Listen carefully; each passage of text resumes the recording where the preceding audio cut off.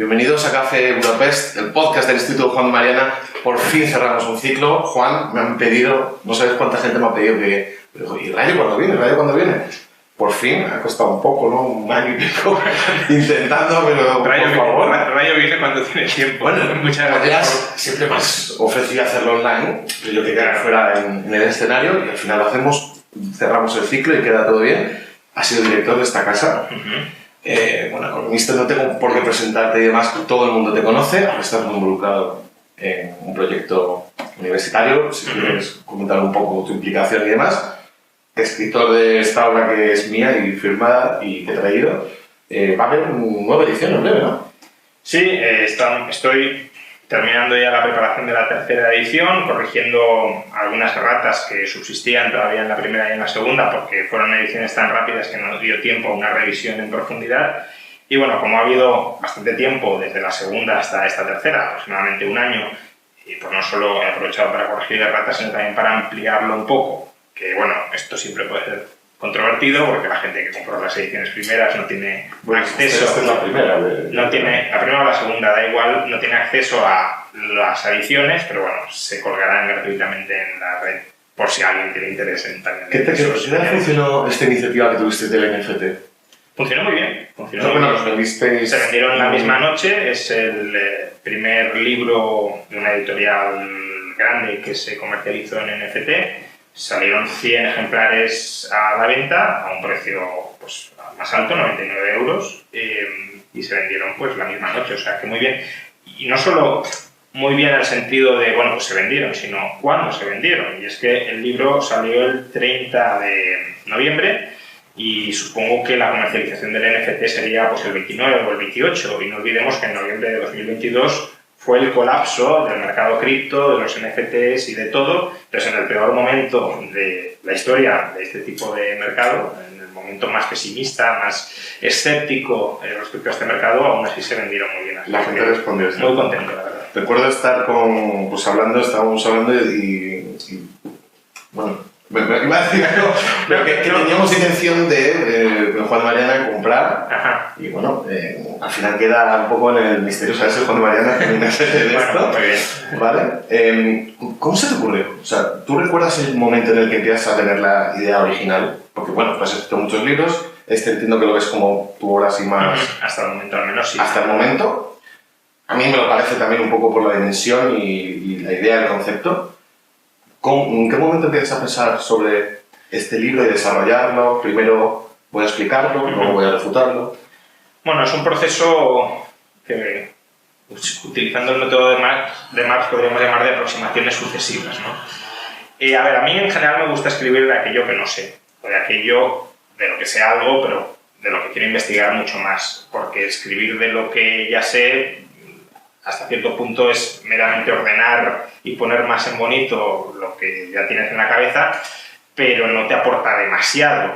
Y de hecho, pues eso, en general todos los libros que he escrito son libros en los que he tenido que investigar, y que leer y que profundizar. Quizá el único que realmente, bueno, ha habido un par que no, pero de los importantes, el único, que además ha sido el que mejor se ha vendido, pero bueno, el único que no he tenido que hacer una labor de investigación muy profunda, porque más o menos ha sido estructurar ideas que ya tenía en la cabeza, es el de Liberalismo, los 10 principios básicos del orden político liberal, que es un libro muy divulgativo sobre ideas que ya tenía. Todos los demás, en mayor o menor medida, he tenido que investigar y precisamente por eso los he querido escribir. Y en este caso ha sido una excepción. Yo tenía ciertas ideas muy superficiales sobre el marxismo y sobre los problemas del marxismo, que luego, después de la investigación, sobre todo las críticas, no son tan distintas, pero bueno, sin duda son muchas más y mucho más atinadas que las que podía haber hecho en 2014 o 2015, y a partir de estas ideas superficiales que uno tiene, y sobre todo también a raíz de recibir críticas marxistas diciendo pues no lo entiendes, o esto no está bien enfocado,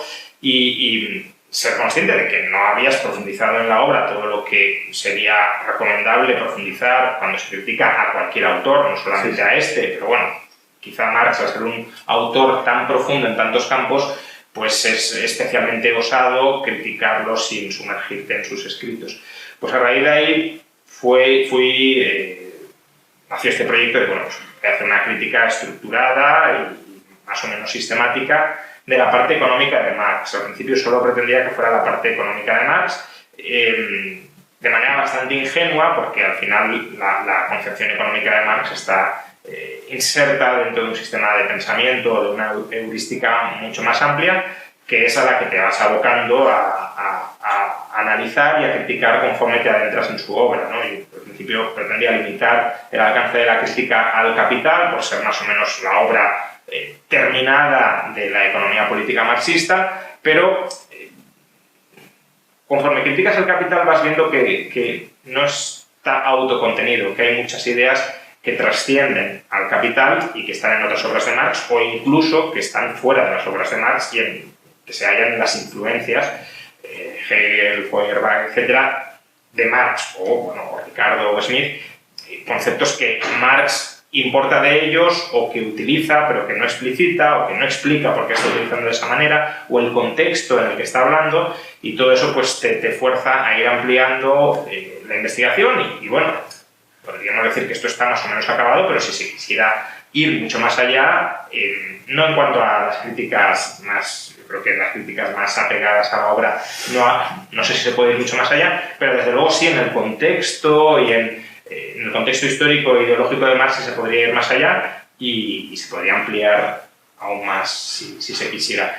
Entonces, bueno, al principio iba a ser un libro, pero yo tenía claro que iba a ser largo, pero largo 500, 600 páginas a lo sumo, estaba concebido como un único volumen, pero un único volumen como puede ser mi libro de crítica a Mises. La primera parte es una exposición de Mises, la segunda es una crítica, pero todo en el mismo volumen. Claro, cuando ya fui avanzando y el volumen iba creciendo de magnitud, ya le tuve que decir al editor, oye, que creo que sería aconsejable dividirlo en 2 volúmenes, bueno, porque es que si no... O sea, la idea es tuya, originalmente. Lo de dividirlo sí, o sea, yo nunca concebí la obra como 2 volúmenes, pero cuando ya vi que se te iba a Word, pues las páginas que sean, pues dices, bueno, esto impreso no se va a poder manejar, un único libro solo, mejor dividirlo. Se lo planteé al editor con cierta precaución, porque digo, no sé si esto es una idea muy loca o se puede hacer. Al editor, pues ya domingo le pareció bien, y bueno, el diseño y la caja y todo eso ya sí que sobra de la editorial. Pero o sea que no es el diseño por encima de... No, el diseño es consecuencia, pero fíjate lo que ha quedado, ¿no? Ha quedado muy bonito. Yo creo que gran parte de las ventas se deben más al diseño que al propio contenido. Pero bueno, en cualquier caso, está bien. Un poco así. Claro, está bien. Es un libro, al margen de que sea mío en este caso, pero que en cuanto al diseño creo que es un libro que queda bonito como adorno. Y además, bueno, el contenido, pues si crees, aunque para eso hay que leerlo, hay que profundizarlo, hay que entenderlo, pero si crees que es una crítica exhaustiva y completa al marxismo, pues es un libro que también hay que tener, ¿no? Pues de la misma manera que puedes tener el Capital. Incluso marxistas, ¿no? O sea, yo tengo el Capital en mi casa. Claro, exacto. Porque un marxista no tendría esto, ¿no? Claro. ¿Qué críticas nos hacen? Eso es. Entrando en las críticas, ¿no? ¿Cuál dirías tú de las que te han hecho? Yo he seguido algunas. La crítica más válida que te han hecho y que, aunque creas que aún se puede equivocar, ¿no? Que no la aceptas, pero que es la más válida, la mejor formada y que te ha hecho al menos pensar, posterior a escribirlo, me refiero. ¿Y cuál es la crítica de la que tú te sientes más orgulloso de las típicas que desde el liberalismo siempre se le han hecho, ¿no?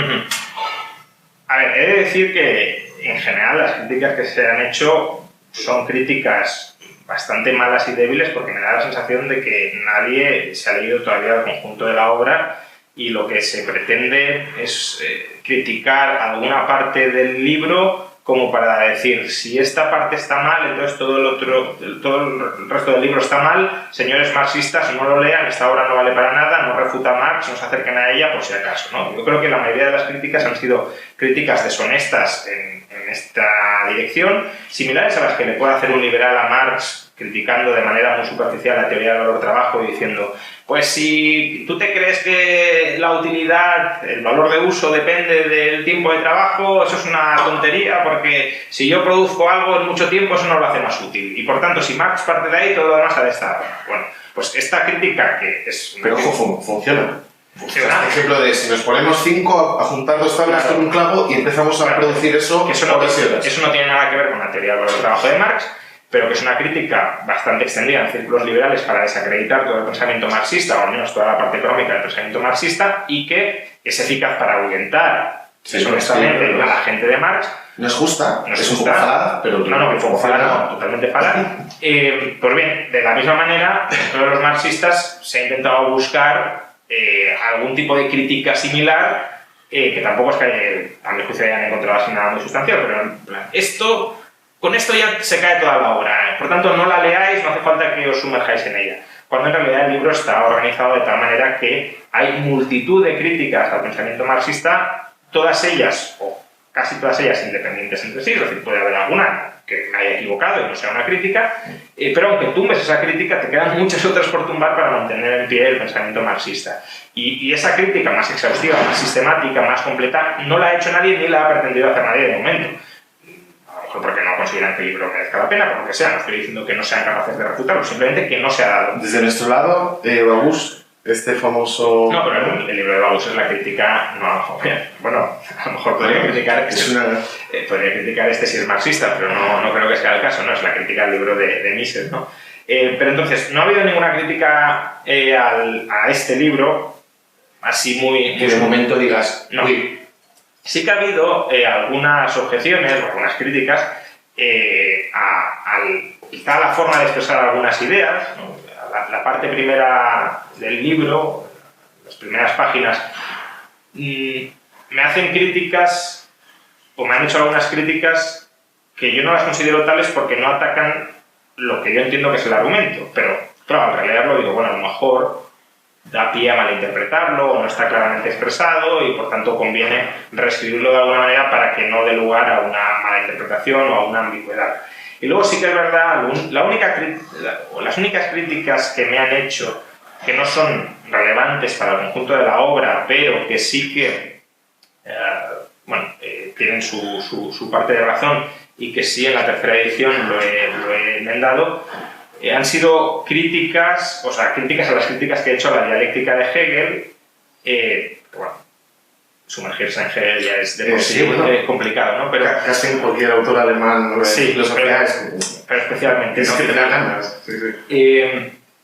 Entonces, mi crítica se basaba mucho en Mario Bunge, que creo que es una crítica a la dialéctica globalmente acertada, pero es verdad que algunas ideas o algunas críticas que traslada Bunge son malas interpretaciones o no interpretaciones plenamente correctas de Hegel o de Hegel leído a través de Marx, porque realmente no me interesa criticar a Hegel como tal, me interesa criticar la parte de Hegel o de la dialéctica tal cual la tradición marxista la incorpora, ¿no?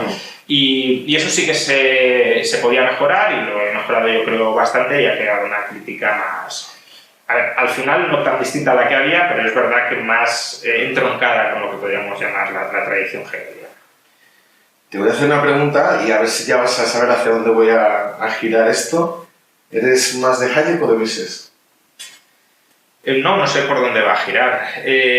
A ver, Mises es un sistematizador del pensamiento económico, un creador de categorías económicas y de modos de razonamiento y de confección de, si lo queremos, modelos económicos, que en cuanto a eso, a sistematizador, a unificador de ideas, a ver la imagen completa de la economía, me ha influido mucho y me sigue influyendo mucho. Yo a Hayek no lo veo como ese, o no lo tengo al menos, como ese sistematizador de una visión económica a través de la cual yo en gran medida sigo teorizando y sigo trabajando.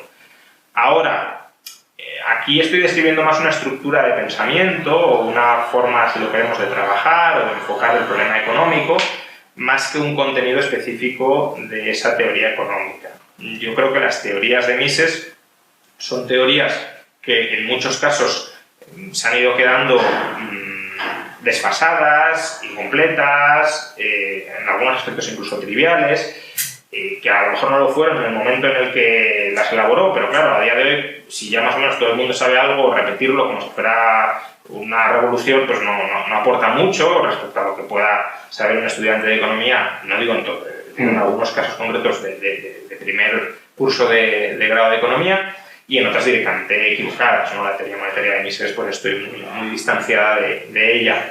En cambio, Hayek tiene una visión más amplia de las dinámicas sociales, mucho más amplia que Mises, y eso también me influye mucho, pero no como economista, sino, si lo quieres, entre comillas, científico-social. En materia monetaria, pues creo que tiene una visión más potencialmente compatibilizable con la mía, aunque yo tampoco soy hayekiano como tal en materia monetaria.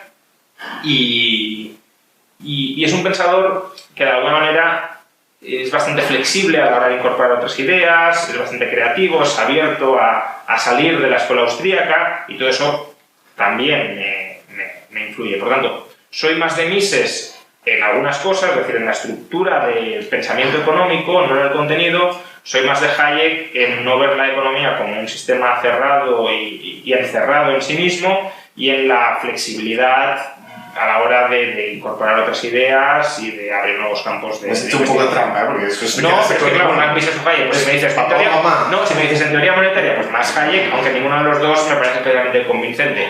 En economía como ciencia sistemática en su conjunto, más Mises. En ciencia social, pues más Hayek. Es que claro, más Mises o Hayek... Bueno, siempre se ha dicho también, ¿no?, que Hayek era el menos austriaco de los austriacos. Bueno, hay otros que... Maglub, por ejemplo, terminó siendo casi expulsado de la sacrosanta iglesia por Mises, o sea que... Esto te lo he preguntado porque, bueno, el liberal más popular ahora mismo, ya no en el mundo hispano, sino creo que en todo el mundo, Javier Milei, pues sabes que ha hecho una gira por Estados Unidos, una visita, que has hecho un par de vídeos al respecto, y bueno, cuando se encontró con Vivek, creo que se llama, que pues, el vicepresidente es candidato republicano, le dice, como no se llame Vivek, es el hombre de ascendencia india o pakistaní o algo así, le dice, encantado, you're a Mrs. Man, here a Hayekman.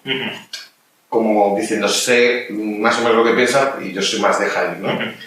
¿Qué opinas? Y aquí es cuando meto todo este tema, que es un poco andante, vas a tratar vídeos, pero... A ver, no en general, el fenómeno Milei, ¿no? Los peligros que puede tener el fenómeno Milei, tú le conoces de hace mucho tiempo, habláis más o menos personalmente, o lo has visto crecer, yo también recuerdo al principio, ¿no? Yo le tengo mucho respeto desde el principio, no, con sus cosas de carácter un poco, pero es argentino, ¿no? Y aquí es un poco otra forma de hacer las cosas. Sorprendió en el momento que pasó a la política, porque siempre hemos tenido los liberales este debate de el liberal debe entrar o no. O sea, o ya por entrar se corrompe, se puede cambiar desde dentro. Sin embargo, bueno, ha ganado las elecciones, tiene muchos problemas para hacer lo que todos idealmente esperaríamos. Tengo unos debates en Twitter desde hace poco que dicen ha subido tarifas, por lo tanto es un mentiroso, casi como el ataque que te hacen a ti, ¿no? Y, o sea, sin entender el contexto, ¿cómo lo ves tú? ¿Qué problemas crees que va a tener, más allá de los que ha tenido en los 2 primeros meses, sin entrar en temas políticos de si le apoyan o no le apoyan y tal? Y luego, desde nuestro lado, ¿no? ¿De qué tenemos que preocuparnos? Esto de que se salude con Trump y tal, ¿es un error? ¿No? ¿Está jugando unas cartas estratégicas, tácticas? Bueno, es una pregunta muy amplia. Yo creo que aquí hay 3 o 4 preguntas que podemos... Descartemos el tema de la política pura de Argentina, del Congreso, de con quién tiene que apoyarse y demás. Más en general a nivel cultural, para nosotros. A ver, yo no tengo un trato muy personal con Milei, sí que hemos hablado en alguna ocasión, pero no tenemos una relación personal como quizá pueda tenerla con Huerta de Soto o con Philip August. ¿Tienes una foto con los dos? Sí. Que consiguió aquí el ex-subdirector. Efectivamente, sí, es gracias a ti. A ver, yo en un principio era escéptico, no contrario, pero sí escéptico sobre sus formas histriónicas de aparecer en los medios de comunicación. No es mi estilo, pero siempre dije que puede haber distintos estilos, y por tanto, que no sea el mío no significa que sea malo, simplemente significa que no es el mío, que él tendrá otro que le puede funcionar mejor, pero no es algo que yo hubiese hecho. En cualquier caso, al menos en ese contexto, le fue mucho mejor a él divulgando esas ideas de lo que me habría ido a mí en ese contexto divulgando esas ideas, un poco incluso que me ha ido a mí aquí en este contexto divulgándolas, ¿no? Por tanto, bueno, puede desagradarnos esas formas, pero no son per se formas rechazables y en cualquier caso han tenido éxito. Luego, con el salto de la política, o a la política también era escéptico sobre las probabilidades de éxito, pero de nuevo ha tenido éxito y eso nos ha desmentido. Yo no soy contrario per se de que los liberales entren en política, sí soy contrario a yo entrar en política, pero no... Que te lo piden mucho. Los que piden, o sea, desde, por pedir... Ya te lo pedían. Yo escucho a esta gente pedir a domingo. Que, bueno, yo por domingo, fíjate, pues, tengo ahí una corazonada que quién sabe, ¿no? Bueno, más... pero a mí te lo pedían antes y cuando lo miré, rayo, anímate. Ya, aunque no hay... Axel Kaiser se lo están pidiendo en Chile, es como que es... Bueno, yo creo que a Axel le llama un poco. Eso también te tienes que tener una cierta inclinación y yo es todo lo contrario. Entonces, es como si me llevaras a una cámara de torturas pues ya no sería solo ganar las elecciones, que yo creo que en el contexto español sería imposible, sino que incluso aunque alguien las ganara, claro, vale, las he ganado y ahora 4 años aquí, ¿no? O sea, ¿pero no era imposible en Argentina? En ¿El contexto cultural era...? Sí, pero a ver, ¿yo? yo compararía la situación de Argentina ahora, hablando de las distancias, porque son tipos distintos de crisis, con la situación de España en 2014-2015. En 2014-2015 en España también hubo una ventana para partidos políticos rupturistas que impugnaran a la oligarquía política dominante. De hecho, ahí nace Podemos, y Podemos llega a un momento en el que era la primera fuerza política de España. Pues bueno, la desgracia que tuvimos nosotros es que la corriente populista anti-oligarquías fue Podemos, y Argentina ha sido un liberal libertario como Milei, ¿no? Es la suerte que han tenido.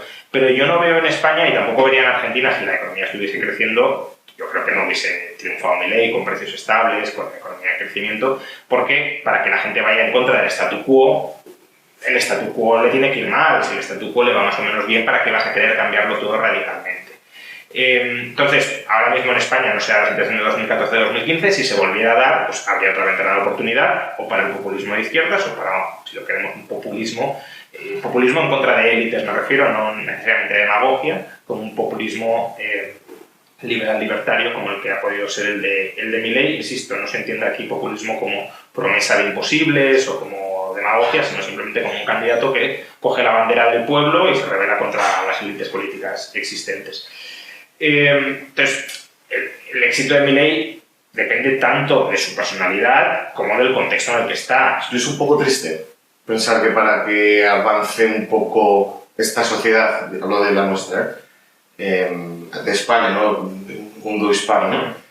Para que avance en la dirección que nosotros intuimos, afirmamos que es la mejor, tenga que colapsar todo. No, tampoco creo que tenga que colapsar todo. Yo siempre he dicho que yo intento librar la batalla cultural, pero no para necesariamente que llegue un Milei. Yo siempre he dicho que el éxito más claro de la batalla cultural de cualquier ideología es cuando todos los partidos políticos compran las ideas de esa ideología, aunque no las definan como liberales, ¿no? Pues si en algún momento Podemos está a favor de privatizar empresas porque es como el mínimo aceptable dentro de un orden político existente, pues será un triunfo. Y de hecho es que, a ver, Podemos hace 50 años habría defendido, o 60 años habría defendido la nacionalización de todos los sectores de la economía. Ahora te dicen, oye, una eléctrica pública, un banquito público... Y ellos dicen, claro, esto es un triunfo del neoliberalismo. Y bueno, en parte tienen razón, porque es verdad que el discurso se ha desplazado mucho y saben que si proponen lo que a ellos les gustaría, que es una nacionalización de toda la economía o un control estatal, no necesariamente nacionalización como tal, un control estatal, pero no de toda la economía, no van a sacar casi ningún voto. Y tienen que ir con propuestas que no sean incrementales y pequeñas. Claro, pues si desplazas el mínimo aceptable en nuestra dirección, pues que subir impuestos, por ejemplo, sea inaceptable y que el debate sea si los bajamos un poquito más o un poquito menos, pues ahí es una victoria liberal, aunque sean entre PP, PSOE, Izquierda Unida, Vox, me da igual. La cuestión es que el mínimo compartido por todos sea un mínimo muchísimo más liberal. Esa es una opción, que vayan entrando las ideas liberales y, por tanto, que todos los partidos, si quieren seguir en la competición política, tengan que ir volviéndose más liberales, aunque no se llamen a sí mismos liberales. Otra, por supuesto, es que en el caos emerja una especie de proceso de reconstrucción institucional enfocado hacia el liberalismo libertario, que es la oportunidad que tiene Argentina. Aún así, por ir a los riesgos que mencionabas, yo creo que los riesgos están tanto en que Milei al final es un político y los políticos pueden traicionar sus ideales y tienen que sobrevivir políticamente y para eso pueden venderse a hacer lo que sea. Entonces ese es un riesgo al que Milei también está expuesto, no por ser Milei, sino por ser político. Y es un riesgo que desde luego se nos terminaría trasladando, porque oye, vale, tenéis a un liberal libertario claro en política, y luego imagínate que se vuelve medio intervencionista o lo que sea, y te dirían, mira, pues la realpolitik lo que marca es que el liberalismo real. Claro, el liberalismo real sea intervencionista, cuando no tiene por qué ser así, a lo mejor es o sea, no la realpolitik económica, sino la realpolitik política. Es decir, que la conveniencia del marco político es a lo que te entiende, ¿no? Ese es un riesgo. De momento yo creo que no se ha dado y me alegro que no se dé, pero no es descartable en el futuro que pueda llegar a darse. Insisto, no porque crea que Milei está especialmente predispuesto a ello, sino porque cualquier político puede estar. Y luego, aunque Milei se mantenga firme en sus ideales, hay riesgos de que su proyecto transformador salga mal. En el prólogo que he escrito para el libro que Milei publicará en España, pues hablo de 3 grandes riesgos o de 3 grandes dificultades a las que se va a enfrentar Milei para completar satisfactoriamente su programa liberal libertario. La primera es que él quiere reducir muchísimo el tamaño del Estado y tampoco tenemos una experiencia previa muy clara de cómo hacerlo, porque tenemos experiencias de cómo incrementar el tamaño del Estado, pero experiencias de cómo reducir el tamaño del Estado 40 o 45 puntos de PIB, experiencias históricas no las tenemos. Podemos remitirnos... Claro, es lo que te iba a decir. Podemos remitirnos a la transición desde el bloque socialista a economías socialdemócratas, de mercado, pero con un Estado muy grande, donde se pasó de un peso del 90% del PIB del Estado al 50, 45%. Pero claro, no es lo mismo privatizar el sector industrial, por ejemplo, que privatizar la educación, la sanidad, las pensiones. Son problemáticas distintas. No estoy diciendo que sea más complicado o no. Estoy diciendo que son problemáticas distintas y tenemos experiencia para unas problemáticas. En algunos casos ha salido bien, República Checa, en otros casos ha salido mal, Rusia, y por tanto hay que aprender incluso de eso que nos puede parecer más fácil. Y no tenemos, sin embargo, experiencias de pasar de Estado socialdemócrata a minarquía. Y por tanto, claro, si no tienes ninguna experiencia previa, es decir, aprendemos equivocándonos. Y si no hemos tenido ninguna oportunidad de probarlo nunca, es perfectamente posible que las cosas salgan mal de entrada. Y lo lógico ahí sería decir, bueno, pues hemos aprendido la lección y lo volveremos a intentar no equivocándonos. Pero claro, no se nos dará en muchísimo tiempo otra oportunidad.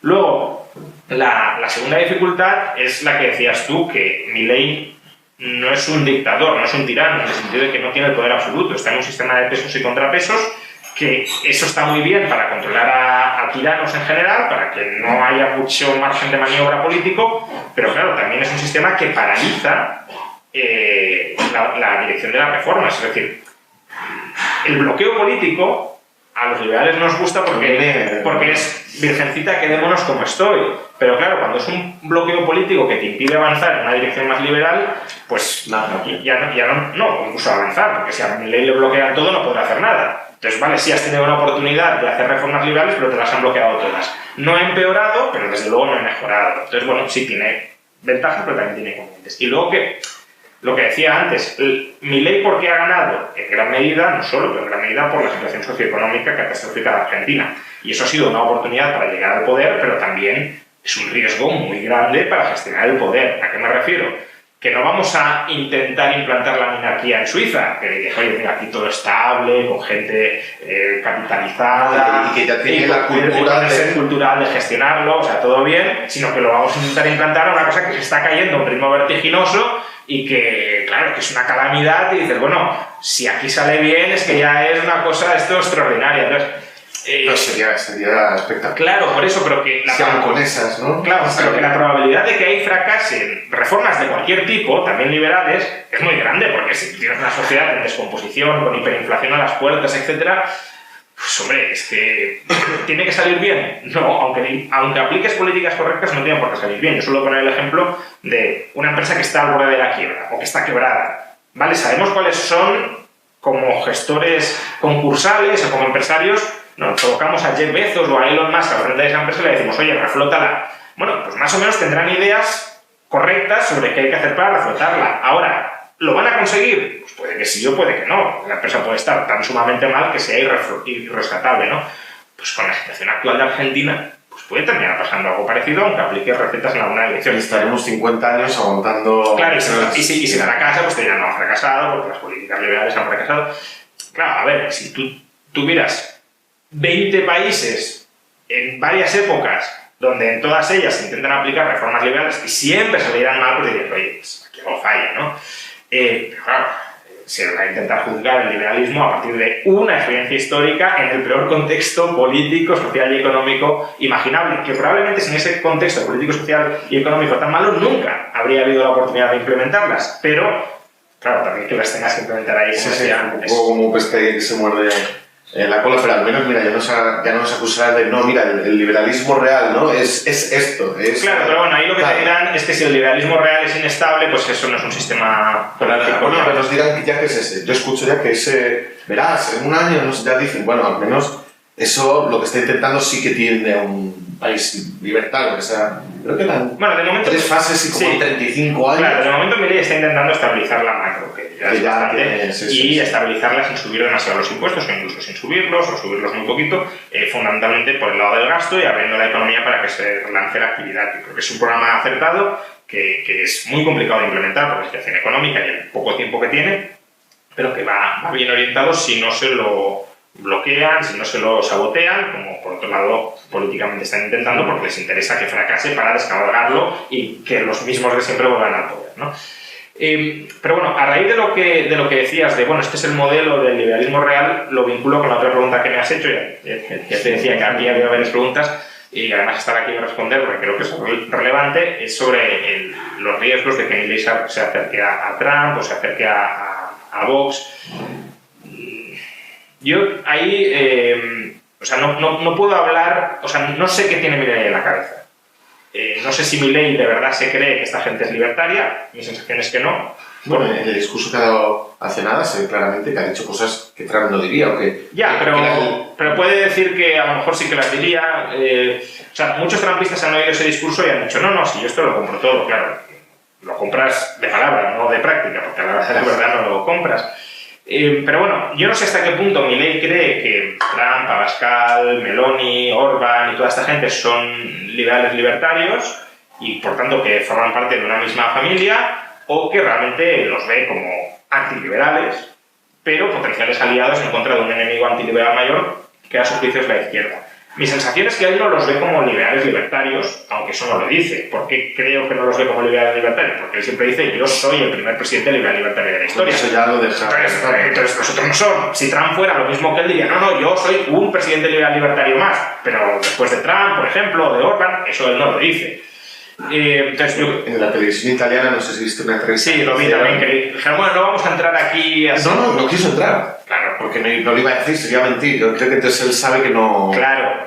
Entonces, él yo creo que no los ve como liberales libertarios, pero sí les ve como potenciales aliados, con la lógica de todos odiamos a la izquierda, Milei claramente odia a la izquierda, yo creo que un liberal ha de ser anti-izquierda, pero no solo anti-izquierda, también anti toda esta gente, pero bueno, las alianzas geopolíticas son lo que son. Entonces, tenemos un enemigo común al que todos odiamos, pero nos aliamos, y aparte, claro, el hecho de ser el primer y único presidente liberal libertario, desde un punto de vista geopolítico, te ubica en una posición muy complicada. ¿Quiénes son tus aliados? Nadie. ¿Estoy en contra de todo el mundo? Pues no voy a ayudar nada, porque la estabilidad política no solo depende de ciertos pactos internos para que no se descabalguen, sino también de pactos con otras élites políticas extranjeras para que no te descabalguen, te den apoyo. Pensemos lo que sería para Argentina, por ejemplo, que Estados Unidos con Trump esté moderadamente bien o bien alineado con ellos, sobre todo si adoptan el dólar, etcétera, pues facilitaría muchísimo la transición económica argentina y las reformas dentro de Argentina, o incluso que Estados Unidos no se oponga, ¿no? Porque Estados Unidos puede haber reformas que en otros países a los que considera más o menos colonias, pues no quiera que se implementen. A lo mejor a Estados Unidos ahora no quiere que se privaticen las pensiones en un país, porque eso puede hacer presión para... Entonces, que Estados Unidos, el hegemón, te tolere que hagas ciertas reformas, también es un punto muy a favor. Entonces yo creo que Milei, de alguna manera, está intentando construir esas alianzas, especialmente con Estados Unidos, pero esa alianza anti-izquierdas global, para no estar aislado y para tener cierto espacio vital y de oxígeno, ¿no? El problema de esto es que, claro, te asocias con gente que también son antiliberales. No son antiliberales, o no son tan antiliberales, o también, pero bueno, yo creo que desde la visión de Milei... liberales, ¿no? Que decía, desde la visión de Milei, yo creo que él no los ve tan antiliberales en lo económico, aunque al final luego Trump, pues eso, abusa del déficit, de los aranceles, es decir, Trump yo creo que tiene mucho más en común con el peronismo que con Milei, pero bueno, Pero bueno. Ojo, esta frase va... No, ya lo he dicho más veces. Es decir, Trump en su presidencia abusa del déficit público. Es hasta Biden, claro, aquí hay una... ¿Cuentas la etapa COVID? No, Hasta hasta 2019. Es el presidente que tiene en tiempos de paz y expansión económica déficits públicos más altos. Obama tuvo déficits públicos altos por recesión. Ha habido otros presidentes económicos que en tiempos de guerra, Vietnam, etc., han tenido déficits públicos acusados, pero Trump no entra en ninguna guerra. Eso es un punto a favor muy grande de Trump, es verdad, pero pese a no entrar en guerras ni hacer frente a catástrofes naturales pre-COVID, déficits públicos altísimos, mucha emisión de deuda, chantajea, presiona, amenaza a la Reserva Federal para que baje los tipos de interés y además recurre a aranceles y protecciones para la industria nacional, y eso es lo que hace el peronismo, es decir, déficits públicos, instrumentalización del Banco Central para financiarse a través de inflación, aranceles y protección de la industria nacional. Por lo tanto, yo creo que Trump tiene mucho más en común económicamente con el peronismo que con Milei. A estos liberales, confusos liberales pro-Trump, que dicen que en realidad este tema de las tarifas lo hace como para que el otro, es una estrategia para que el otro juegue con las mismas reglas. Tú haces trampa, yo te aprieto, ¿no? Casi como hidráulicamente. Ahora, si tú juegas con las reglas correctas, sí, ¿no? Bueno, ese argumento también lo ha utilizado alguna vez Milei para justificar a Trump. De nuevo, no sé si se lo cree o porque quiere estar a buenas con Trump y por tanto quiere justificarle, no lo sé.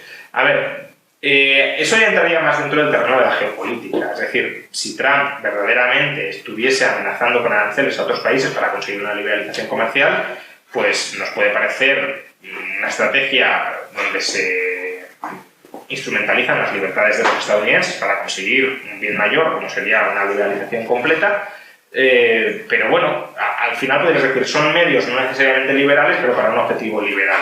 Y es que realmente Trump obviamente dice eso porque pues tiene también a partes de su partido que supuestamente son favorables al libre comercio, luego también tiene a la Organización Mundial del Comercio que no está favorable a un rearme arancelario global, pero yo ideológicamente no veo a Trump un librecambista convencido. Es decir, Milei en todo su discurso siempre enfatiza la importancia del libre comercio, de cómo el libre comercio civiliza, pacifica, cómo nos beneficia a todos. Trump no lo ve así. Trump ve que los otros están ganando a nuestra costa y que están arruinando a nuestras empresas y que nuestras empresas no pueden competir porque no hay un trato igualitario en términos regulatorios. Es decir, que Trump no piensa tanto en el consumidor y en cómo beneficia al comercio del consumidor, sino en instrumentalizar la apertura comercial para beneficiar al productor. Y desde ese punto de vista es un argumento puramente mercantilista. Es decir, aunque el mercantilismo como movimiento político, social y económico normalmente lo asociamos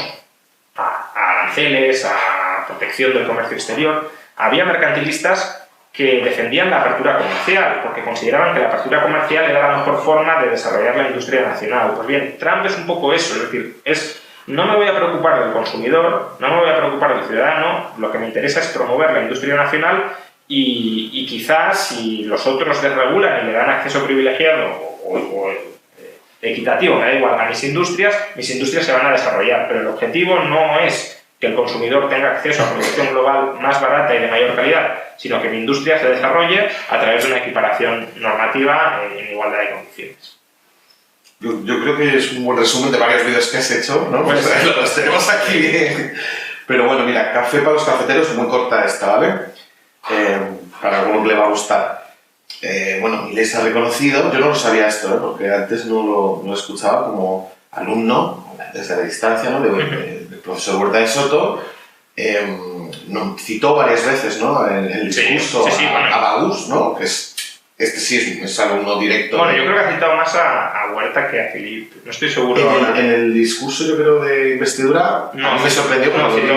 Citó a Huerta, a Venegas Lynch y no sé si alguien más, pero a Filip la verdad que no me suena. Dentro de, los tiras y aflojas académicos, intelectuales que puedes tener con ellos dos, que imagino que luego les tienes mucho cariño, sobre todo a don Jesús, ¿te da un poco de miedo?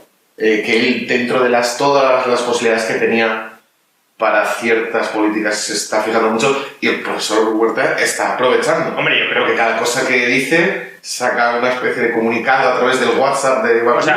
Sí, a mí, en general... ¿no te da miedo que se cuelen algunas de las cosas que tú, en tu cambio de los últimos años, ¿Te has dado cuenta que era un error? ¿Y que esto pueda desbaratar el resto? Toda la parte monetaria, claro que me da miedo, toda la parte no monetaria no, es decir, toda la crítica a la justicia social, a los problemas sociales y demás, bueno, creo que es mucho más matizada, o mucho más matizable de lo que a veces se hace, pero creo que está bien orientada a la crítica a los fallos de mercado. Yo tampoco sería ni mucho menos tan...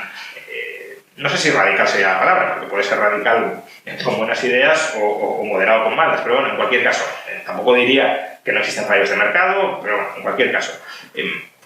Más allá de que la formulación de todo eso no sea precisa, creo que la visión sí está bien orientada, de menos intervencionismo estatal, menos endiosar al Estado como un mecanismo para solucionar los problemas de coordinación social, aunque en teoría sean solucionables en la práctica, los fallos del Estado suelen ser muy superiores a los fallos de mercado, menos subsidios generalizados, todo eso yo creo que va bien orientado y bebe mucho de Huerta de Soto. Toda la parte monetaria sí me da mucho miedo, porque una dolarización con banca Simons, que es lo que defendía Milei, luego dijo que no y ahora parece que otra vez sí, es crear un sistema monetario ultra rígido que aboque a la Argentina pues, a una ruptura monetaria o a una depresión económica en cuanto haya pues, aumentos de la demanda de dinero que los bancos argentinos no pueden producir, o si producen, lo produzcan deteriorando mucho su liquidez y por tanto abocando al país a una crisis de la que luego no sea fácil salir, justamente por no tener esa flexibilidad monetaria. Y ahí se puede, hasta cierto punto, y salvando las distancias porque son experiencias distintas, pero sí se podría dar una experiencia similar, un fracaso económico similar a medio o largo plazo, no a corto, al que fue la caja de conversión de un peso a un dólar con Menem, que terminó en el corralito de 2001, justamente por no respetar todas las otras instituciones que eran necesarias para que ese esquema funcionara. Y una de las instituciones es la flexibilidad de la oferta monetaria, especialmente cuando no tienes un banco... O sea, yo no soy partidario de un banco central, pero si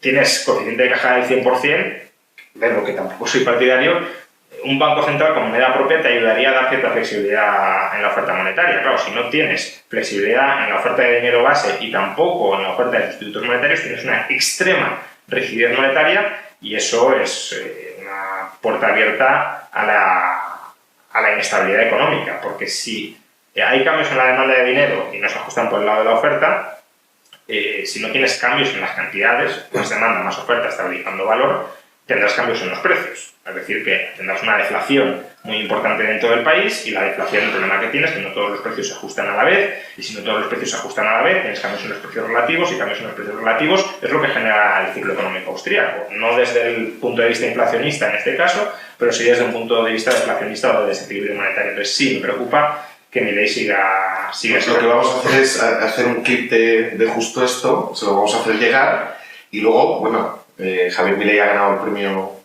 Juan de Mariana de este año, entonces... Bueno, yo he hecho un vídeo criticando la banca Simons, o sea que, bueno... no sé yo creo que se lo habrá visto. Puede ser, pero o sea, si no está de acuerdo, me da miedo, claro. Bueno, vamos a hacer el esfuerzo, mandarle el clip en concreto para que, bueno, al menos lo tenga en cuenta, ¿no? El miedo que puedes tener al respecto. Vamos a un poco lo más local. A veces la gente de América, pues, hablas demasiado de política española, pero tú, al menos siguiendo tu canal, que por cierto, ¿ya estás en millón? ¿O no. 675. Pero es que hace nada estamos en 200.000, o sea, el crecimiento es... Sí, va por rachas, sí. Has estado tratando temas muy locales, de política muy local, ¿no? Yo he preferido... Últimamente también de Argentina hablo bastante. Sí. No eras así, o sea, yo no recuerdo que comentaras tanto de temas más políticos, no económicos y tal y cual. ¿Por qué es este gusto que te atrae? ¿Es porque funcionan los vídeos y parte sí, no, pero sí, siempre he opinado bastante de política, Vamos, yo... El de ayer, pues de Ábalas, ¿no? Sí, pero yo en 2003 empecé a escribir en liberalismo.org y los primeros posts eran de política, o sea que sí, siempre la política me ha interesado como el estudio, pues no sé, quien estudia las hormigas, ¿no? Los animales, de un entorno bastante ruin, bastante zafio, bastante traicionero, como quien estudiaría las mafias o las prisiones, pues lo veo un poco desde esa perspectiva, ¿no? Entonces me interesa las puñaladas que se dan en política, mostrar cómo... Y esto a Bastos le encanta, y cuando lo llevas a tu canal te estás riendo todo el rato. Claro, porque es lo que más me gusta de la política, más allá del politiqueo diario, que sirven en todo caso como ilustraciones de esos principios más generales de que todos son unos... Bueno, todos. no hace falta que sea el 100%, basta que sea un porcentaje muy elevado, todos son unos corruptos, que todos son enemigos entre sí, que todos compiten entre sí, que se despreocupan de ese etéreo, pero muchas veces apelado interés general, que todos buscan su bienestar particular, instrumentalizando a todos los demás. Por tanto, mostrar que todo ese sistema de organización político, sea democrático o no, porque las mismas críticas operarían fuera de una democracia, pues es una entelequia y hacia lo que tenemos que avanzar es hacia espacios de autogobierno individual y asociativo, ¿no? Hacia... Siempre quedará esto de... Bueno, es que esta era una manzana podrida, sí, pero por eso es bueno ir ilustrando en cada coyuntura que gobierne quien gobierne siempre hay manzanas podridas y si no las hay en un principio o no se descubren en un principio terminan saliendo, porque la lógica del sistema es eso. Entendiendo nuestro contexto, ya has dicho que no es posible que una revolución así tan, en el futuro tan fuerte o esta posibilidad, ¿no? ¿Qué crees que hace falta en España? ¿O qué crees que es posible en España? ¿Qué cambios que de aquí a 10 años esté algo mejor que lo que está ahora? Yo que he estado viviendo 6 años fuera y he vuelto, es que creo que mucha gente no se da cuenta, no mucho tampoco, pero está, si no congelado, un poco peor que lo que yo recuerdo. Muchas cosas aparte peor en general. El clima social yo creo que está mucho más envenenado y la llamada polarización es probablemente más extrema, crecientemente es extrema, ¿no? ¿Qué creerías posible? Que realmente de aquí a 10 años o 20, siendo lo que es lo que hay, ¿qué cambios podrían hacer pues, que estuviéramos en una posición mejor? Yo realmente cambios ahora mismo desde la política no o sea, potenciales teóricos muchos, pero que vayan a llegar desde la política no termino de verlo. No abro la puerta a que pueda haber cambios bastante radicales por innovaciones tecnológicas. Inteligencia artificial, por ejemplo. Bueno, dejando eso casi de lado porque es te abre un territorio muy inexplorado, pero disrupciones, pues eso, monetarias, de financiación, educativas, que de alguna manera sobrepasen al Estado y que el Estado no pueda frenarlas y que lo engullan o lo transformen o nos permitan desprendernos de la arquitectura estatal, eso potencialmente sí que creo que puede llegar. No podemos pronosticar el rumbo del desarrollo tecnológico y por tanto tampoco de la disrupción antiestatal. No cierro en absoluto la puerta a que haya cambios muy profundos, pero no creo que provengan desde dentro del Estado, sino en todo caso desde fuera del Estado. Las dinámicas desde dentro del Estado yo creo que es a que todo vaya a peor, porque vamos hacia una crisis demográfica creciente, con derechos pensionales cada vez mayores, con un porcentaje de la población de votantes más envejecido que va a querer esa extracción de rentas y, por tanto, yo no veo espacios a un adelgazamiento del tamaño del Estado, como mucho una redistribución de partidas, es decir, que se corten en seco ciertas partidas y se transfieran más cosas a pensiones, pero más espacio fiscal para los individuos no lo veo. En términos de regulación y de regulación, pues bueno, podría llegar en algunos ámbitos, pero tampoco veo incentivos muy claros desde dentro de la política para hacerlo. Desde fuera puede llegar, claro, si como digo hay una disrupción, por ejemplo, del modelo educativo y no te queda otra que reformarlo de manera muy radical, pues lo vas a tener que hacer. Pero tomar la iniciativa desde dentro no lo veo. Entonces, ni con este partido ni con otro, no es una cuestión de que gobierne Pedro Sánchez y que crea que va a gobernar muchos años, no lo sé, pero si llega Feijóo, pues mantendrá más o menos lo mismo que hay y avanzará en las dinámicas que están ahora mismo abiertas, porque además gran parte de la política viene dada desde Europa. Entonces, no veo cambios muy sustanciales y en todo caso, pues cambios culturales que poquito a poco vayan penetrando un poco más las ideas políticas y en algún momento sí hay una cierta masa crítica que fuerce algunas reformas, pero sobre todo si se dan el contexto y la oportunidad para ello, porque de nuevo, si no hay una aparente necesidad de reformas, no las va a haber en ningún caso. Es decir, creo que es importante que haya una especie de masa crítica creciente por si vuelve otro 2014-2015, que en este caso no sea Podemos, sino que sea algo más liberal, o para que, como decía antes, el mínimo de todos los partidos se vaya desplazando un poquito hacia el liberalismo. Pero a medio plazo, 10 años, 15, obviamente pues no sabemos qué va a pasar, pero no veo ningún vector que digas esto es esperanzador, no lo veo. Me haces querer efectivamente ir de nuevo porque no ves clara tú ni una ventanita de oportunidad. Me voy a guardar último tema corto para finalizar y te voy a hacer pues, el juego, digamos, la dinámica que hice con Paco Capella. Tengo 4 preguntas de gente que conoces, de primeras anónimas, respondes pues, brevemente y puedes intentar averiguar quién es. Y te digo, tengo previsto de los 4, así que, a ver, brevemente, aunque bueno. Errores y peligros de Milei los has dicho, pero bueno, y de Bastos y de Huerta de Soto. Supongo que será Paco esto. No era muy difícil de... a ver, errores de Huerta o peligros de Huerta de Soto, bueno, pues ya he mencionado el caso de su teoría monetaria y quizá la falta de... Bueno, no lo verá como falta de generosidad, sino como defensa a ultranza de la verdad, que no tiene que admitir concesiones, pero yo creo que sí que hay una posible falta de generosidad a la hora de no ser antineoclásico, es decir, de expulsar de la buena economía todo lo que no sea estrictamente austríaco y más en concreto austríaco-misiano. Y en el caso del profesor Bastos, no sé, quizá el riesgo... Cuesta, ¿no? Cuesta porque yo creo que es una persona muy admirable en muchos sentidos, ya no ni siquiera en el plano académico, sino incluso en el plano personal, ¿no? como buena persona y persona que estimula el aprendizaje y la curiosidad y como comunicador, sin ningún tipo de doblez. Bueno, quizá el riesgo es que al tener una vocación tan enciclopédica como la que tiene Bastos, que está explorando todas las áreas de conocimiento, al menos en ciencias sociales posibles, leyendo tantísimo a tantos autores, yo no sé hasta qué punto, claro, esto dependerá mucho de la persona, casi hablo más por mí, pero no sé hasta qué punto no puede haber una cierta dispersión de ideas que te lleve a saber mucho de muchísimas cosas, entremezclándolas entre sí y por tanto aportando muchísimo valor, y yo creo que ese valor se ve en cada conferencia que da Bastos o en las conversaciones que tenemos, que te puede conectar un mismo tema con muchos aspectos muy distintos y te da una visión más integral e interconectada, pero luego a lo mejor pierdes profundidad porque no te da tiempo a interiorizar absolutamente todos y cada uno de los detalles de un libro, porque claro, si lee 2 libros al día, pues con que se quede con 3 o 4 ideas de cada libro ya es muchísimo, pero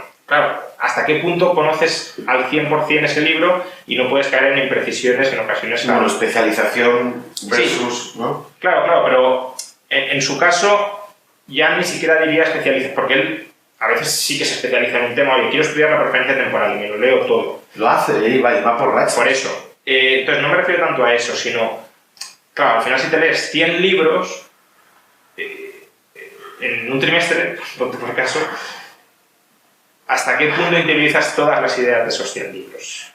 Y hasta qué punto has entendido bien cada uno de ellos, ¿no? Y eso también lo digo a la hora de afrontar esta obra. Pues claro, yo me he leído no al 100%, pero a lo mejor al 90%, los 50 tomos de Marx y Engels, y también puedo decir, oye, ¿hasta qué punto todas y cada una de las ideas contenidas en estos libros las he interiorizado adecuadamente y no estoy tomando como ideas de Marx lo que realmente no son? Pues bueno, yo creo que el profesor Bastos, al querer abarcar tanto y hacerlo en muchísimos casos bien, pero también cae en ese riesgo, claro. Un tema importante en el que hayas cambiado de opinión en los últimos 2 años. ¿Y por qué?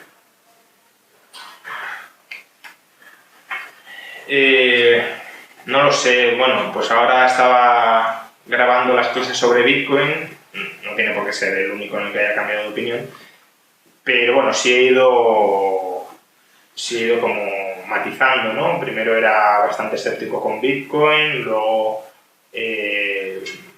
me fui acercando más, luego sí tenía cierta expectativa de Bitcoin como posible patrón monetario, luego me muestro escéptico, no porque crea que es imposible, como dicen algunos, pero creo que no tiene mucha cabida y que probablemente vaya a tener otros usos más como activo de reserva de valor. O sea, bueno, sería una evolución más o menos que he mantenido no en 2 años, sino en más tiempo sobre Bitcoin.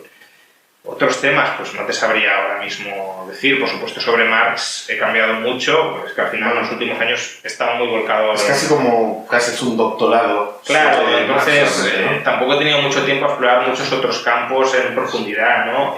Sobre Marx, pues quieras que no, he cambiado de idea en muchas cosas, aunque solo sea por aprender bien desde las raíces. Eso no significa que tenga una buena opinión de Marx, ya lo he dicho. Creo que mi opinión ha empeorado sobre Marx, no sobre Engels, pero sí sobre Marx. Pero bueno, sí ha cambiado, claro. Bueno, el profesor Bastos dijo en su discurso del verano pasado, ¿no? de recepción del premio del Instituto Juan de Mariana, que si tuviera que poner sobre una ley respecto a la propiedad privada, ¿no? Y fue muy aplaudido. ¿Qué ley pondrías si tuvieras ese poder? Bueno, lo pongo el comentario en paréntesis. ¿Y qué prohibirías, no? Bueno, si tuvieras solo una para poner, ¿y cuál eliminarías? Y no vale que digas la de... No, claro, Sturzenegger en Argentina, que ha sido el autor del decreto de necesidad y urgencia de Milei, muy desregulador de la economía, dijo que la ley más importante que estaba contenida en este decreto era que volvía dispositivas gran parte de todas las leyes que se presuponían imperativas en Argentina. Y yo creo que ese es un cambio muy importante si se llega a aplicar y si los tribunales además lo aplican correctamente, ¿no? O sea, no solo es que esté en vigor, sino que luego los tribunales no lo disuelvan. Pues claro, si todo el derecho que tenemos, que es una diarrea legislativa inmensa, tú en lugar de interpretarlo imperativamente, allí donde no esté expresamente escrito esta es una norma imperativa, digas, no, esto es una norma dispositiva, pues claro, al final es como si tuvieses cargado todas las regulaciones porque solo operan a falta de pacto en contra. Y claro, si tú quieres pactar en contra, pues la legislación laboral, oye, me parece muy bien que esté aquí el Estatuto de los Trabajadores y todo esto como normas por defecto, ¿no? Pues si hay una laguna en el contrato, ¿qué se aplica en este caso? Vale, nos remitimos a la ley.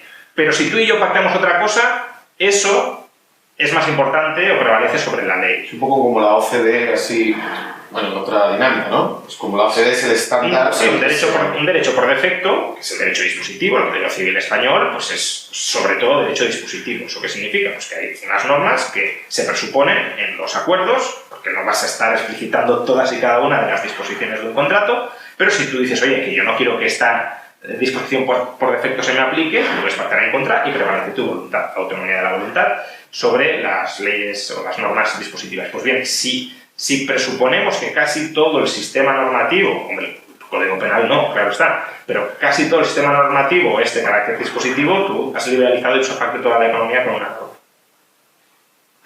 Bueno, ¿de quién incluso el sistema fiscal debería ser dispositivo, pero bueno. ¿De quién crees que era esta pregunta? A ver si... Esta pregunta... Y la otra nos la hemos saltado. No sé si sería a lo mejor de Gonzalo o de... Bueno, pues Fernando Vicente, que está aquí presente. La anterior era un tema en el que hayas cambiado de opinión en los últimos 2 años. ¿Y por qué? ¿Eduardo Blasco o...? Domingo Soriano. Domingo. Tengo una de última hora.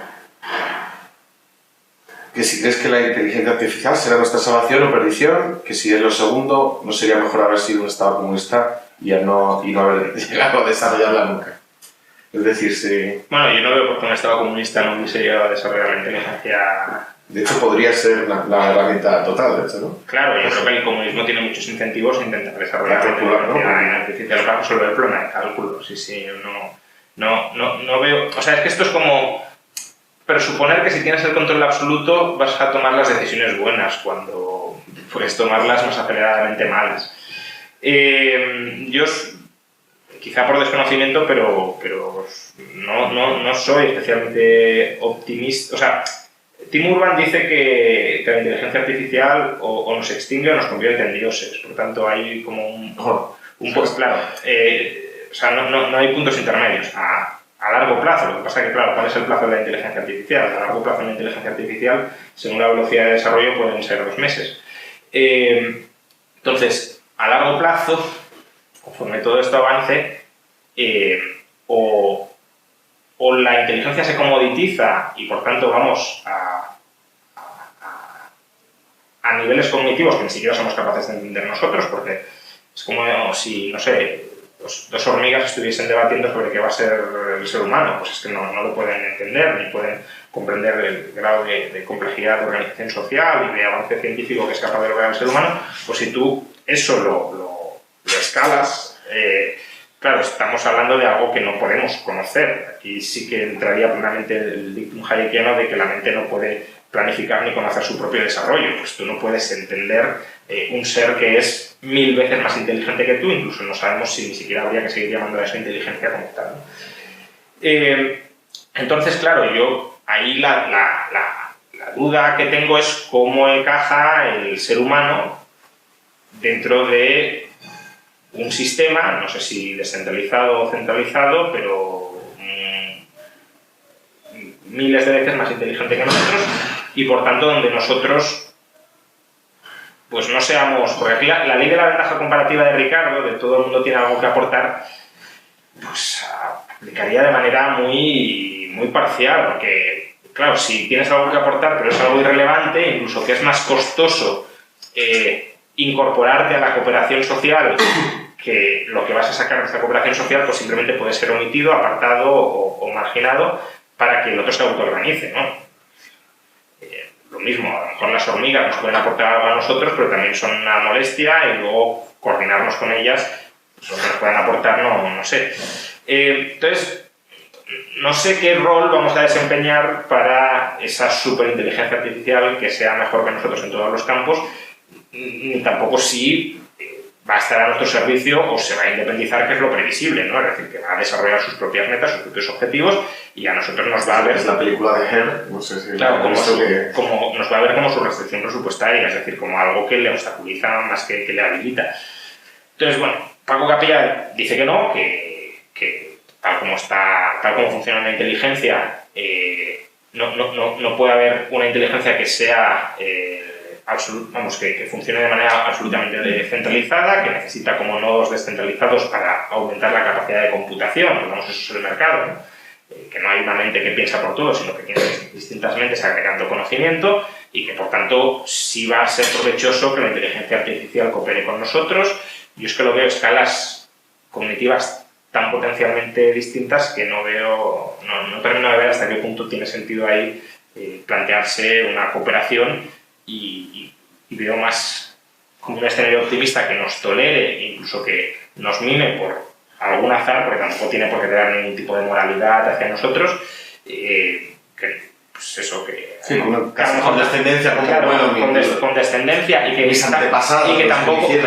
tampoco sea un obstáculo, nos vea como un obstáculo tan grave, porque claro, si ya está colonizando otros sistemas planetarios, pues que estemos nosotros aquí tampoco es algo muy relevante, que nos tolere, incluso que eso nos deje caer algo que nos permita mejorar nuestra calidad de vida, a que decida pues o extinguirnos, o que ni siquiera nos tenga en cuenta y que conforme vaya haciendo cosas nos aplaste, pero porque ni siquiera se da cuenta de que estamos ahí, ¿no? Sí, que es lo de las hormigas, ¿no? Que tú realmente no sabes cuándo crees que está regando con la manguera y lo mismo está destrozando una cosa. Eso es. Entonces, que podrías saberlo si tú quisieras saber, pero ¿para qué te vas a molestar a investigarlo cuando todo eso tiene costes y no le das importancia a la supervivencia de las hormigas que pueden estar debajo del terreno que tú estás regando, ¿no? Entonces, bueno, ese es un posible escenario al que, no sé, ya digo, probablemente por desconocimiento, pero... ¿De quién crees que es esta? ¿De Douglas? No, Albert Spruance. Albert Spruance, sí, bueno, también, ¿no? Con los dos he hablado del tema, sí, podría ser cualquiera. Y la última, yo creo que la puedes aceptar. ¿Es el euro bueno o mal invento? Sí, lo puedo aceptar. Hombre, no, ¿quién la ha hecho? Ya lo sé. No sé, quizá por la forma, sí. Por Philip quizá, pero... O sea, Philip diría que no, por eso, que me extrañaría. Bueno, que responde si quieres y ya... ¿Es el euro? Pues yo... ¿Es el euro bueno o mal invento? Yo al principio era bastante favorable al euro, porque se parecía bastante al marco alemán y por tanto me gustaba la idea. Conforme el euro se va pareciendo a la peseta o a la lira, cada vez lo veo peor invento, claro. O al franco, ¿no? Estaría más en... Ahora mismo está en el franco. Está yendo a la peseta. Pero después del franco va la lira y la peseta, sí. Bueno, era el profesor Bastos. Le pedí escueto y efectivamente lo ha sido. No, siempre me hace caso en eso. Bueno, pues las preguntas estas se has acertado, bueno, al final la de Paco. Sí, no, es que no sé ¿Qué era eso? Bueno, y era bastante obvio, además. Sí. Pues terminamos con, igual que te he preguntado de qué posibilidades verías, ¿no? Para España, luego para el liberalismo con el tema Milei y tal. Bueno, los que te conocemos de hace muchos años te hemos conocido de que, pues, que te metías en liberalismo.org, debatías con todo el mundo, incluso no sé si recuerdas que debatiste con un profesor mío de la universidad, con Diego Guerrero. Con Diego Guerrero, claro. Y claro, justo me estaba dando a mis clases, que es lo curioso, ¿no? Porque yo... Que por cierto, aquí le critico bastante, pero bueno... A mí me parece un hombre, un buen tipo, pero... O sea, le critico sus teorías, claro, porque es un autor marxista relevante y por lo tanto hay que incluirlo. Claro, en España, desde luego. No, y también debatí con Alberto Garzón, ¿no? Sí. Pero bueno, me refiero que en esa etapa de Juan Ramón Rayo, joven al principio, que nos tomamos cervezas y tal, y se debatía, el Juan de ahora, ¿no? Que tienes tu canal, que eres medio en ti mismo y eres muy autónomo y lo haces por tu cuenta todo, escribes libros, esto es casi, pues es un doctorado, y bueno, estás con Hespérides, que tienes ahí invertido a nivel personal y de tiempo mucho. ¿Dónde te ves? O sea, bueno, más allá de cómo te ves tú ahora, si quieres, en 10 años, ¿dónde te ves? No sé, publicando en inglés, dar un salto fuera del mundo hispano, español. O sea, el Antimax me gustaría publicarlo en inglés, desde luego. ¿Dónde me veo? Pues donde la inteligencia artificial. ¿Dónde nos dejes? Pero bueno, al margen de eso, si seguimos por aquí y podemos seguir desarrollando nuestros proyectos vitales de manera autónoma, pues hombre, me gustaría seguir pues, en la línea actual de grados de autonomía y ir ganando tiempo libre para hacer más investigaciones de este tipo. O sea, te ves siempre un poco tendiendo al tema un poco más académico y de divulgación. A mí la divulgación me gusta mucho, es decir, que aunque estuviera jubilado me gustaría divulgar, pero bueno, es verdad que al final lo que más me llena son este tipo de trabajos y de obras y por tanto de lo que se trata. Al final uno está en 20 fregados y tiene 20 compromisos y tiene dependencias y muchas cosas, pero bueno, lo ideal sería ir tendiendo a obtener más tiempo libre para hacer cosas como esta. ¿Me puedes chivar, si lo tienes ya en mente, qué sería lo próximo que...? No, ahora estoy reescribiendo la crítica a Mises, porque también la estamos traduciendo al inglés y la estoy reescribiendo desde cero, y la verdad es que está saliendo... O sea, siempre he dicho que no voy a escribir de momento un tratado de teoría monetaria porque me falta mucho por aprender. Y no es un tratado de teoría monetaria, pero por extensión desde luego no lo va a ser. Pero en cuanto a sistematización de algunas ideas básicas de la teoría monetaria, yo creo que se va a acercar bastante. Bueno, sí, es un poco... yo creo que esto es uno se va haciendo... yo vosotros, o Gustavo, bueno, al final de su vida empieza a tener esa gana de querer cerrarlo todo ¿no? Sí, no, pero precisamente porque la teoría monetaria siempre ha sido quizá el campo que más me ha llamado y en el que he estado más especializado. Yo desde hace muchos años no puedo decir, bueno, si ya sabes mucho de teoría monetaria, ¿por qué no sistematizas? No, precisamente porque tengo cierto conocimiento de todo lo que me falta por saber y por tanto no considero en absoluto que esté en disposición y capacidad de cerrar y de sistematizar. Quiero aprender mucho más antes de hacer algo como esto. Esto sí está más o menos cerrado, puedes ampliarlo, etc. Pero que es una obra bastante integral y hasta cierto punto definitiva. La teoría monetaria no, me queda por aprender mucho, pero bueno, hay ciertas ideas que siempre he querido sistematizar y que nunca acababa de sistematizar, como el concepto de liquidez, como categoría de la acción, y luego aplicarlo todo eso de una manera bastante más rigurosa a activos reales, financieros, que al final es la base, creo yo, de la teoría monetaria, es seguir el camino de Menger, y eso yo creo que sí que ya va a estar, cuando lo cierre ese apartado pequeñito, sí que va a estar bastante sistematizado en la reescritura del libro de Mises que estoy programando. ¿Pero esto es del próximo año, hablamos? ¿El próximo año, 2 años? ¿O? Está ya bastante escrito, lo que pasa es que tengo que revisarlo. Por ejemplo, los alumnos de Hespérides ya están estudiando los apuntes de... Pues que la gente... claro, sí. Quien quiera adelantos... Pero bueno, pues, que hay que purgarlo, es casi un borrador, ¿no? Y y la verdad es que el próximo año voy a intentar traducir esto, entonces no sé muy bien cómo lo voy a compatibilizar con lo otro. Yo te lo dije, creo que si traduces esto, lo mismo ya no te vemos, porque te puedes hacer rico, ¿no? Mira Piketty. Bueno, tú presupones que no soy rico. Bueno, no, efectivamente no lo soy, pero no, lo que quería decir es que el hecho de que eventualmente pudiese llegar a ser rico no significa que no me veáis, ¿no? Porque a lo mejor ahora lo soy y me veis, y, bueno, o no lo soy, pero en cualquier caso no veo por qué el hecho de amasar una fortuna te tiene que llevar fuera de donde estás. Eso puede ser al revés. Que el hecho de esa seguridad económica, que no tienes que depender de, pues, yo qué sé, de otras fuentes de ingresos que tienes, te da la libertad para decir, ahora voy a escribir exactamente todo lo que quiera, cuando quiera y lo que quiera. Ya no estoy haciendo de tal forma, pero sí. Bueno, pues oye, muchas gracias, porque al final has cumplido la promesa, cerramos ya el ciclo de Café Budapest, quizá algún epílogo si surge alguna cosa interesante. Y bueno, tenemos todo un año por delante a ver qué ocurre con Milei. En España no tenemos muchas expectativas de nada. En España tenemos expectativas de entretenernos con el show político, más allá de eso. Sí, no, yo ya desconectaba. Ahora he perdido el paciente. Como telenovela está interesante. Bueno, el Juego de Tronos español. Sí. Y nada más, bueno, nos veremos en próximos epílogos que hacemos y muchas gracias con las escrituras. Muchas gracias.